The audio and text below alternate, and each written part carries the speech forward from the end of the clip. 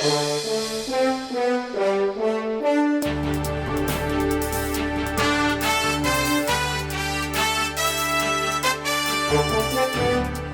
Fox News presents Preparing to Cast Your Vote.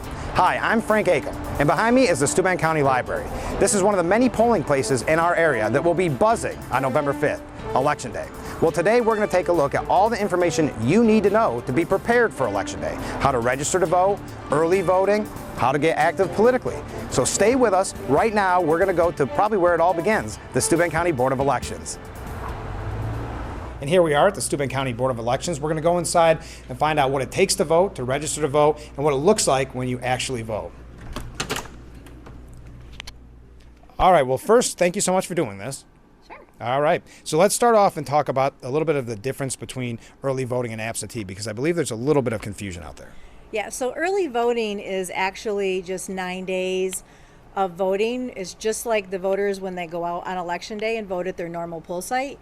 They just have 9 days to do it in 3 locations across the county, and they're going to get the same ballot they would get as they would if they went to their regular poll site. They're going to scan their ballot on the same kind of machine, and everything is the same. It just gives them 9 additional days to come out and vote. Okay, and what are the hours? Our hours for the upcoming general election are going to be from 9 a.m. until 5 p.m. at all of our 3 sites. We do have additional hours in Bath on Tuesday and Thursday, and they'll be open until 8. So there's no excuse not to vote. No, there really is not. I mean, you have 9 additional days, 2 weekends. You know, when you got a free minute, when you're out running errands, just stop in and vote. And the absentee process, because I know during COVID it changed a lot. A lot of people got an absentee ballot at that time. Is it different than that time? How does it work? Well, the absentees are, you have to request it. We have to have some sort of paper document to have proof that you request an absentee, because if you go on Election Day and you voted absentee, the system knows that you already issued a ballot, so you'll have to do a provisional ballot. But for the most part, it's the same ballot you're going to get on Election Day, and once you're issued it, then you can take your time to vote on it, but you have to have it at least postmarked the day of election. What do you find when you think about Election Day itself specifically? What do you find to be the biggest concern for voters? Maybe concern is not the right word, but the biggest problem that they face that they may not be prepared for? Sometimes voters aren't registered, or people have moved and they don't know exactly what poll site they're supposed to go to, so they'll go back to their old poll site. Okay. And they can very easily go on our website, and there's a voter lookup, and they can punch in their information and find out where they're supposed to be, or if they've moved, they can simply call the office, and we'll be more than glad to make sure that they get to the right poll site for where they're supposed to be. And I want to talk about your job when it comes to election night. What's your day look like on Election Day, but also when it comes down to the standard procedures and protocols? Because I think there's some confusion regarding that, where people may not know really the scrutiny that you have on you. So our day on Election Day, we're here at 5 o'clock in the morning. Okay.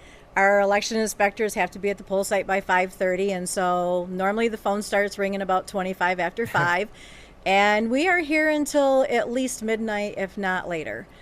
We have to wait for everything to get back here, everything uploaded to our website and the state's website, and so it's a long day, and some days are not too bad, and other days there's 8 of us going a little crazy in the office. Sometimes we have to go out to the poll sites and address some issues that may come up.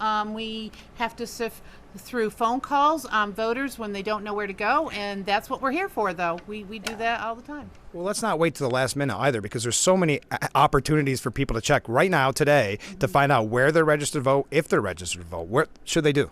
They should definitely either go to our website, the Steuben County Board of Elections website, or they can go to the New York State Board of Election website and see whether they are registered or not. And if not, you can go online through the DMV and register to vote. You can go to MyGov and you can register to vote through there. There's registration forms at all of the local towns, libraries, all of those places, and we have them here in the office. Somebody can just stop in. We also have open registration. There's a day in September and there's a day in October. Okay, now let's talk a little bit about the procedures and policies to prove yet again to people that this is a free and fair election. Well, everything that we do, candidates can come in and watch us. We have to send them a notice, let them know when we're going to do something, the dates and the times. Candidates can come in and watch us. It's all part of the transparency.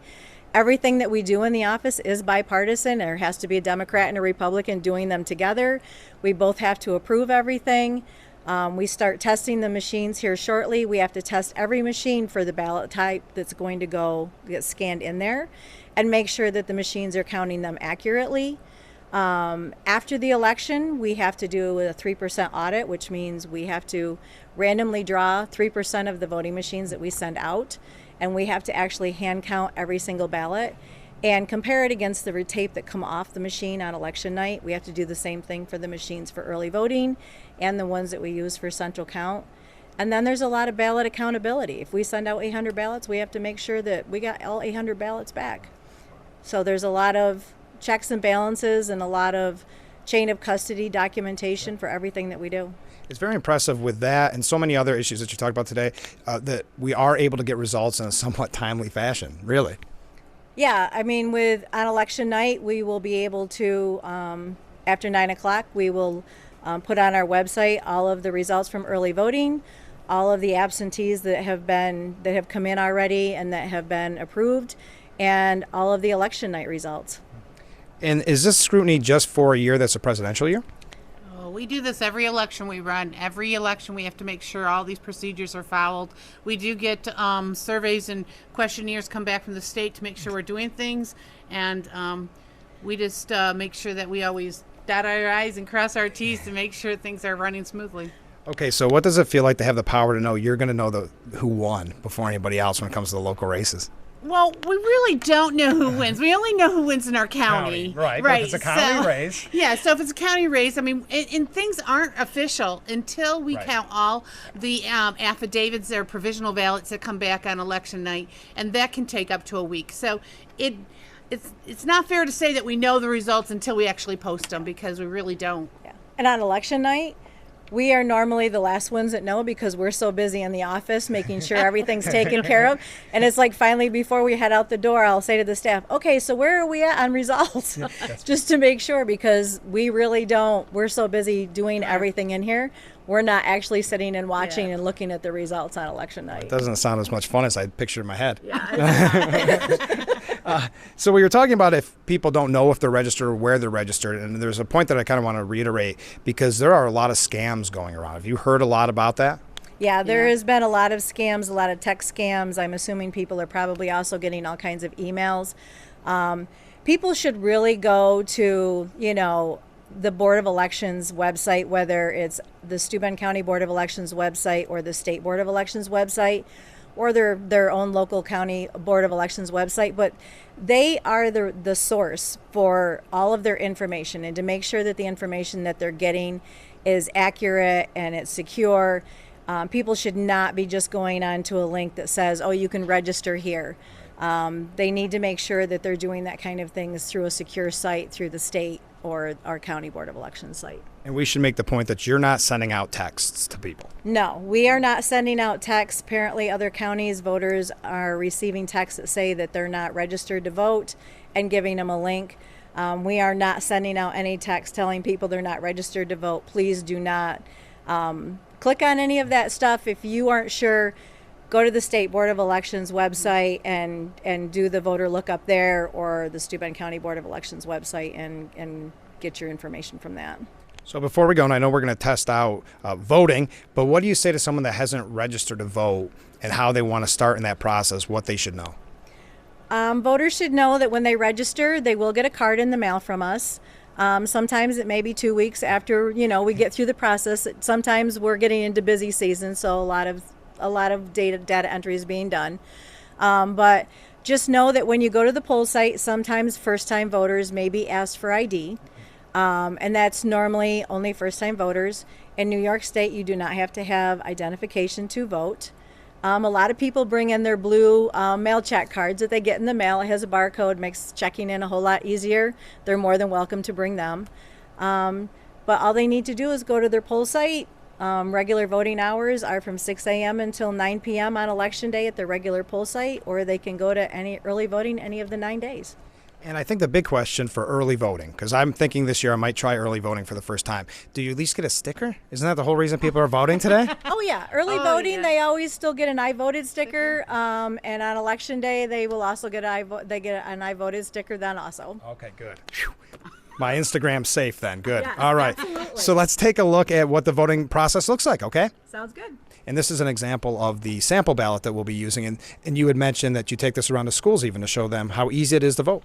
Yeah, we go to the schools, we take the voting machines, and we register the kids there to vote. And we actually let them vote a ballot. We explain the layout to them so that they understand. We let them vote it and scan it in the machine so that they can actually see how it is before they show up to the poll site to vote for the first time. But how big a pain is it when people write in? Do you have to go through each write-in? We do. Mm-hmm. Yeah, that's what I assumed. Yeah. Because Yes. I mean, it could be a random name. And when people do the Mickey Mouse, Yeah. Donald Duck, Yeah. anybody but them, Yeah. Jesus Christ, I won't even say some of the other things. that Yeah, they oh, put sure, on there. People will literally write sign their name across the write-in boxes all the way across the ballot. That voids the entire ballot.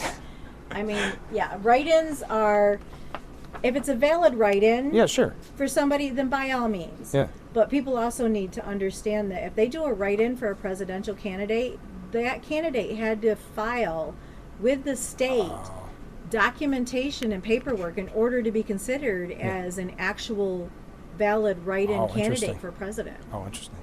Yeah. Otherwise, we call them scattered votes, and we just it does tally to make them balanced, so that we know that So this one, the voter chose the same candidate on two different lines. This one is Hershey's chocolate, and that's called a cross endorsement. And this will also indicate to the voter that they have done this. And it's just telling you that you can submit it as is. It'll count the highest one, or you can return it. So if they did, it would count the one on the highest. Let's return it, and we'll show you.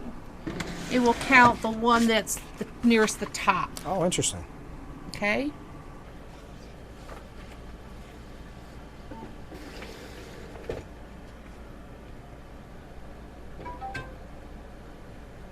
Perfect. Thank you again to the Steuben County Board of Elections. Coming up next, we're going to talk to Democrats and Republicans about how you can become politically active. Joining me is Joe Sempolinski, chairman of the Republican Committee in Steuben County. Joe, what do people need to know to get involved before Election Day? Well, this is the time to do it. And they can email me, joe.sempolinski@gmail.com. That's the simplest way. And this is the time of year where your effort can go a long way. We have a lot of important local and state and regional races that are going on right now. Everything, Congress is contested. We have contested state assembly races. We have a very important contested judge race.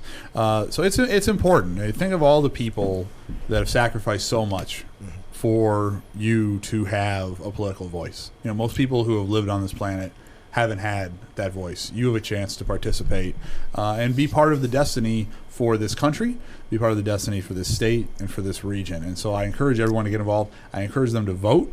The early voting window, we still have that option to bank your vote before Election Day, because in case maybe your kid gets sick, heaven forbid, on Election Day, or you get called into work, or there's a snowstorm, or something happens. So I encourage everyone to vote in the way that's most convenient to them. But the most important thing is to vote and to do whatever you can to support the candidates of your choice. And to get involved, because Joe, I know we've talked about it in the past, but it's important. Listen, the presidential race is important, very important. Absolutely. But we've talked so often about the local races really affecting your day-to-day life more than any vote that you may make. That's right. The local races, your vote counts more because there's fewer votes that are cast. And in your day-to-day life, who's your town supervisor, who's your county judge, or who's your local representative on the county legislature, or what have you. These all have immediate day-to-day impacts, and they're folks that you can have more of a say over as to who's going to win that race. So I encourage not only people to vote at the presidential level, most definitely you should vote at the presidential level, but you need to vote all the way down that ticket, and there's a lot of important races that don't get as much attention as the presidency, but as far as what's going to impact you, certainly have a comparable impact. So our friends in Chemung, Steuben, everywhere, they should do their research before they go to the voting booth. Just because you know a name or somebody's been in there doesn't always mean that they're the best person for the job. And we talk about that a lot. That's right. A healthy republic has an educated electorate. So certainly you should do your research not only on who you should vote for at the top of the ticket, but take a little extra time, do a little digging. It's certainly easier in this day and age than it was in previous eras with the internet, where you can go and learn a little bit about each of the people that are being presented to you as an option on the ballot and make the best choice. But the most important thing is, and I can't emphasize it enough, it's so important for the health of our society, get out and vote. Yep. Joe, thanks so much for joining us. Always a pleasure. Welcome back to Big Fox Presents, Preparing to Cast Your Vote. Margie, thanks so much for being on the program. You're welcome. So we've got a lot of questions. Someone who is watching the show and decides they are going to take that leap for the first time and they are going to get involved in the process and vote. How can they get involved if they want to become involved in the Democratic Party? Well, for starters, to educate themselves on voting, they can visit Corning City Democrats' website, which is actually corningareademocrats.org. And we have pages there dedicated to the candidates, so you can follow the links for the candidates, find everything in one place at a glance, and then get what you need as far as that, as well as information about voting, registering to vote, early voting. We have a compilation of those resources on that site as well. And if they want to get to be a part of the process, because I think we've all got it glorified in our head about what it looks like behind the scenes during, especially a presidential year. So if they want to get on the ground game level, what could they expect? If somebody were to volunteer right now for this election season, we've got resources and opportunities for canvassing and phone banking, as well as letter writing or postcard writing. For some people, they don't feel comfortable knocking on doors or making phone calls, so the letters going out to swing districts in New York, for example, or swing states in the presidential election, we've got those resources compiled as well, for especially if they want to come and do it, they can do it right at our headquarters office on Market Street, or they can do it right from home. Are you in need of volunteers? We can always accept more volunteers. We have had And a great year-round. outpouring of support so far. Oh, great. And this is a year-round process. People may not realize it, but it's not always just presidential elections. There's other things that you need help with in the future, next year and the year after. Correct. I was just reading some material from my predecessor in the city committee chairmanship, Joe Welch, who sadly we lost in 2020. And our mission is to elect Democrats up and down the ballot in every level of government. And part of that process is recruiting candidates. So one of the things that we work on all the time, year round, every year, is looking at upcoming offices that are going to be up for election and thinking about who might we recruit.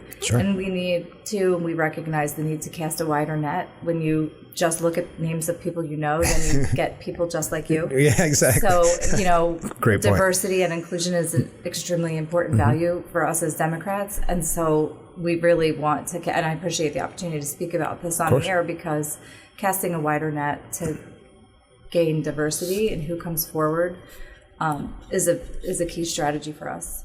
And one thing that we should clarify with people do get involved, and they can maybe run for office, or there's always the process leading up to someone running for office, but there's a difference between, when we were talking about off the air, participating and activism. Could you explain that? Yes, that's true. There are definitely activist groups. What the party is just what I said. Our mission is to elect Democrats at every level of government. So what we do beyond recruiting candidates is then supporting that process, helping educate them on how to run, and then we work for candidates. We help with phone banking, we help with mailings. We will be sitting there stuffing envelopes. We will be going door to door, putting door hangers out. We will host events. We also support them financially. So when we raise money, that helps us support candidates financially. A lot of people feel nervous when they are thinking about running for office, and knowing that they have a structure of support helps. I've talked to many people who I can see the relief wash over them. The party's here for you. So when you're involved in the party, you're part of that process. Why did you get involved in the first place? I got involved, actually, I originally volunteered directly for a couple of campaigns, and that's how I found the party structure locally. And then Joe asked me to come to a committee meeting, check it out, and I did. And I started understanding then, because I was somebody who was looking at some of those activist groups and thought of myself more as an activist. but seeing what the party does and recognizing how important it is who we elect. Elections have consequences. Of course. So who we elect in terms of aligning with my values became to me the most important thing to do. Yeah. And so I became involved in about 2014, and my involvement has just grown since then. If someone decides to join the committee, what are their responsibilities? You mentioned meetings. Are there common meetings throughout the year? Yes, we meet, our whole committee meets once per month in the city of Corning. Oh, wow. The Steuben County Committee meets a little less frequently. And then we have a subcommittee that meets another time each month. So if you're interested in working on whatever's going on at the time, if it's fundraising, if it's volunteer recruitment, if it's setting up a headquarters office, if you're interested in working on the activity that is the priority at the time, then you come to that work group meeting as well. Oh. What's election night look like if someone gets involved? We have a party on election night. Yeah. And when we have a headquarters office on Market Street, we do it there. Otherwise, we kind of gather either, we decide where we're going to gather. Sure. We did it at Bridges. Sure. When that was a restaurant. Yeah. And we've done it at my house. But Depends on the year, right? Depends on the year and how much is going on. But we gather together and we watch the results. We usually have poll watchers who will go to the polls and request the tapes so that we can get our own count. Yeah, of course. That has changed a little bit with early voting because the numbers aren't as exact as with election day only. So, but it's fun to bring in the numbers, and we start calculating, and we see ward by ward which way the wards went. It's fun for us. It's fun for everybody, and it's what you think about when you think of politics. A few times I had to be the person that sits at the polling place and gets the numbers, and you rush back, and it feels like you're part of everything that's going on a historic night, right? Yes. Yeah. It's great. It's a great vibe. It was very fun when we elected Joe Tobia last fall, and we were at the R&M for that. Yeah. It was very fun. So just before we go, you had mentioned where people can go to learn about candidates. That just go to your website, correct? Correct. And what should people know that are watching this about if they're thinking about getting involved? What would you say to them? I would say to obviously check out the website, reach out to me, and you can do that by writing an email to corningscitydemocrats@gmail.com. Okay. Because typically what I will do is just sit and meet with somebody and go over with them exactly what kinds of opportunities we have for the activity they would be involved in if they get involved in the party. Oh, perfect. There's always communications work and behind the scenes things, plus these things we just discussed. So usually it starts with a conversation, and then we invite them to a meeting so they can check it out for themselves. And if they're interested, then we can work on electing them to the committee or petitioning them onto the committee. I don't think anybody will regret getting involved, no matter what party. Do you know what I mean? Because there's something about it at the end of the day on election night, you did everything that you personally could to align with your beliefs, people that align with your beliefs. And there's something to say about that. I wish more people would get active. Well, this is what makes America the amazing, most special place in the world, right? That we are a government of the people, by the people, and for the people. So the people are central to everything. Yes. Getting involved would never be a mistake. Right. Well, thanks so much for joining us. You're welcome. Whether it's early voting or you're going to vote on November 5th, Election Day, we hope this broadcast helps you with your civic duty. So stay tuned. Coming up next, grab a pen and a paper. We're going to have very important information up on the screen to better inform you. Again, thank you for joining us.